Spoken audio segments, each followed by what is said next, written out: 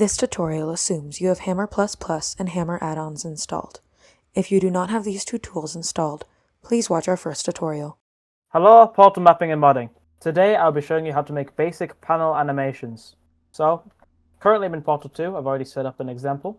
So when you press this button, you'll see this wall will open up. And then once we press this button, this wall will close. We'll be reproducing this same setup on this side, and I'll go through how to do it. Okay, so back in Hammer, first thing we're going to do is make an entity, make it a prop dynamic.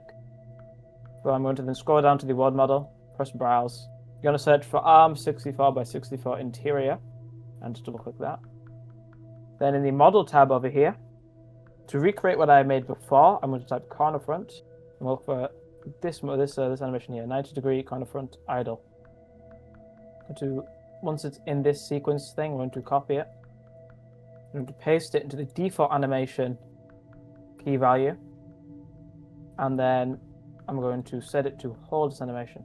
Now, you'll see in Hammer, it has positioned itself in this animation, so now it's really easy to align it. So to align this model with the way that we want to be doing it, we need it to be like this. So this part's over here, behind the wall, and this front panel is sticking out. We then want to give it a name. I'm just going to call it panel 1. So next thing we want to do is we want to make, you see on these have individual panels. We're going to recreate that. So to recreate that, we're going to go to the brush tool, make a brush 64 by 64 and 2 units thick. I'm just going to texture this with the appropriate things. So for this, I'll be using the frame texture for the sides, the black 64 by 64 tile on the front, and a back panel texture for the back, this one. So to make this move with the prop dynamic, we're going to go back here. We're going to press Control-T to make it into a entity. Set this to a Funk brush. We do not need to give this a name, so I'm going to leave that blank, but we do need to give it a parent. So we've given this a name, so we can use the eyedropper, click this. And now there's something you can do to, currently this will just kind of follow, if this model moves, this will move with it. So if this moves like this brush will follow it, because parented to it. But it will not currently follow the panel top, which we want it to. So to make it follow that, we're going to set it to attachment point. Now the attachment point is called panel_attach. Now you can actually view this in Hammer, if you have Hammer++. If you go to the model, you can go to the attachments tab, and you can see all of the names of all the attachment points. Not all models will have this, but of the ones that you can see, if it doesn't have any, it'll just say blank. I don't know any that would have any, but these two have panel_attach. So you put the model name here, comma, and then the attachment point. So I will now want to copy this a few times to fully cover the gap like this. So I'll cover it twice, and now we want to go here, set this to panel 2, and then I want to name this one panel 2, and then do the same with this one. So panel 3.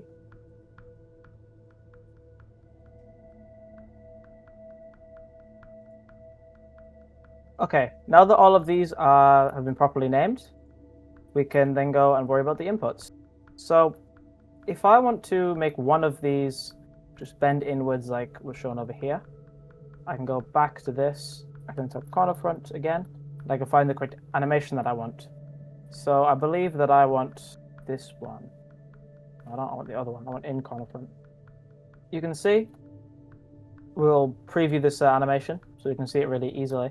But we start here, and you slide this, we begin closed, and then at the end of the animation we are open.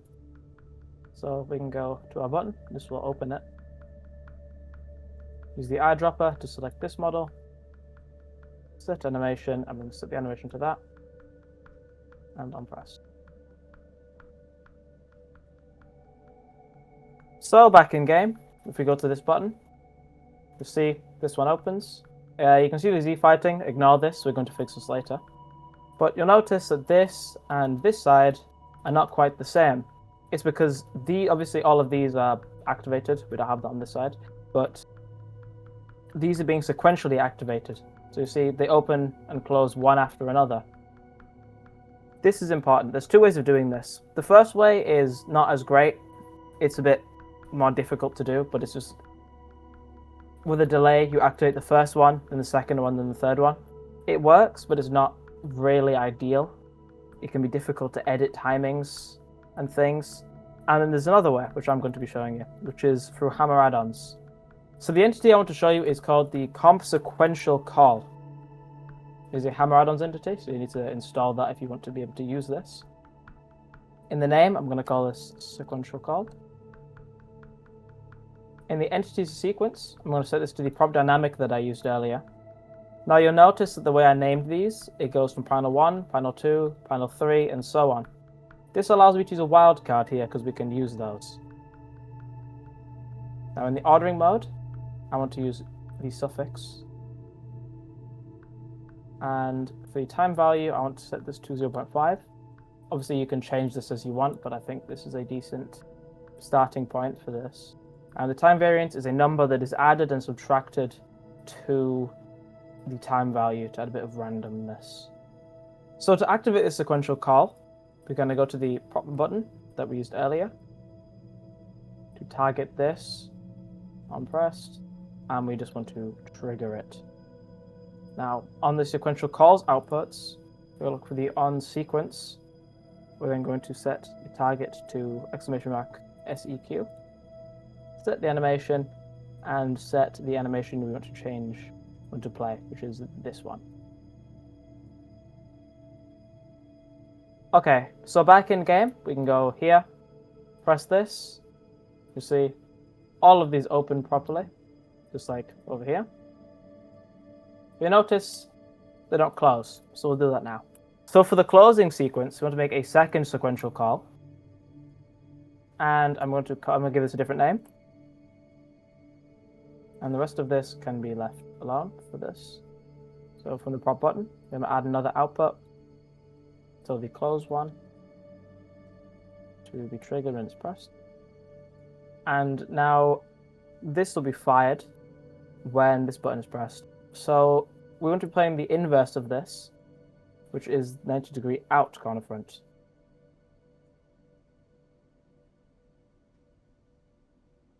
Okay, so back in game, when we go over here, press the button, these will open, and now it will close.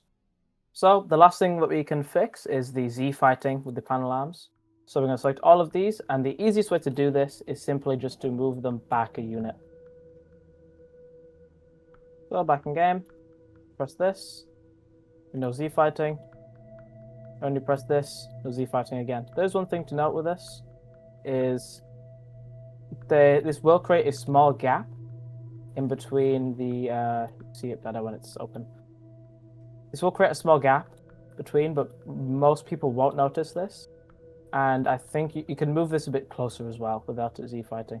You could also set the playback rate to be a negative number, to be -1, and this will play the open animation in reverse. And the open animation doesn't have any Z fighting, so it shouldn't you shouldn't have to do this, basically.